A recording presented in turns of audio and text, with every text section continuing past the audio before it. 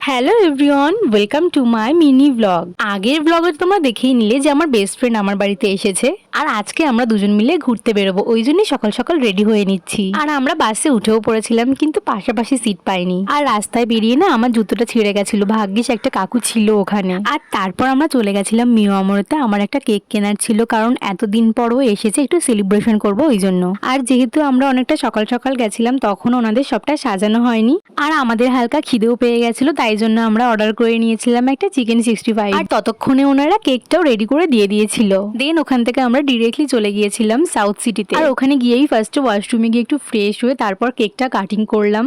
কেকটা খেয়ে আমরা কেএফসি থেকে কিছু খাবার অর্ডার করেছিলাম। আর এই কোল্ড ড্রিঙ্কসটা না আনলিমিটেড ছিল, বাট আমরা একবারই নিয়েছিলাম। তারপর ওখানে আমরা কিছু ভালো ভালো ফটোজ ভিডিওস ক্লিক করে নিয়েছিলাম। তারপর এখান থেকে বেরিয়ে আমরা আরো অনেক অ্যাক্টিভিটি করেছিলাম, সেগুলো আমি নেক্সট পার্টে শেয়ার করব। দেখতে হলে অবশ্যই চ্যানেলটাকে সাবস্ক্রাইব করে রাখো। টাটা সবাইকে।